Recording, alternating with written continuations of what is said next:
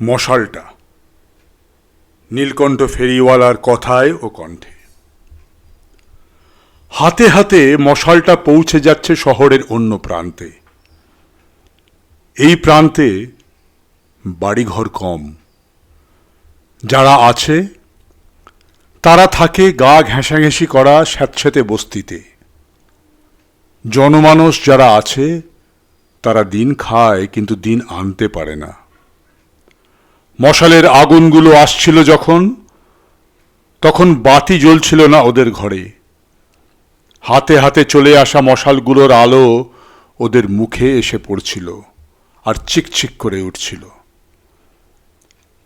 ওরা জানে মশালটা সেই শহরের ধর্ষণ আর খুন হয়ে যাওয়া মেয়েটির ধর্ষক খুনিকে খুঁজছে। মশালটা হাত ঘুরে ঘুরে কবে যে খুঁজে পাবে তাকে। ওদের ঘরের মেয়েরাও তো রোজ ধর্ষিত হয়ে বয়ে নিয়ে চলেছে নিজেদের ক্লেদাক্ত মন আর ক্ষতবিক্ষত শরীর। ওদের ধর্ষকরা তো বহাল তবিয়তে ঘুরে বেড়ায় পথে ঘাটে, তাদের মুখে কখনো মশালের আলো পড়েনি, কেউ খোঁজেনি তাদের।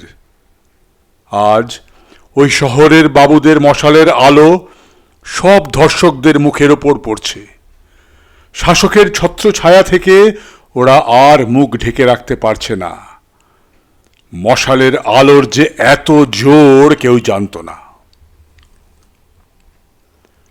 হাতের মশালটা হাতে হাতে পৌঁছে যাচ্ছে শহরের অন্য প্রান্তে, বস্তিতে।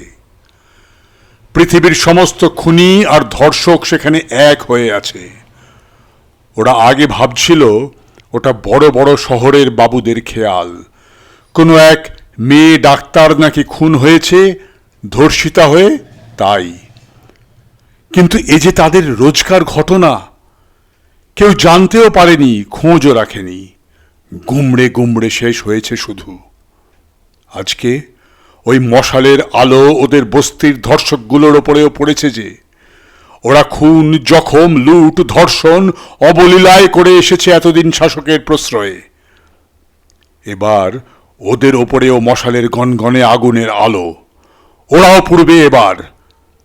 বস্তির দিন খাওয়া, রোজ না আনতে পারা মানুষগুলো বিচার পাবে ওই তিলোত্তমা দিদিমণির সাথে। ওরা বুঝেছে, আর তাই মন্ত্রমুগ্ধের মতো সমস্বরে চেঁচিয়ে উঠেছে, আমরাও বিচার চাই। এতদিনে ওরাও বিচার চাইবার হিম্মত করেছে। ওদের কণ্ঠেও এবার বিচারের দাবি।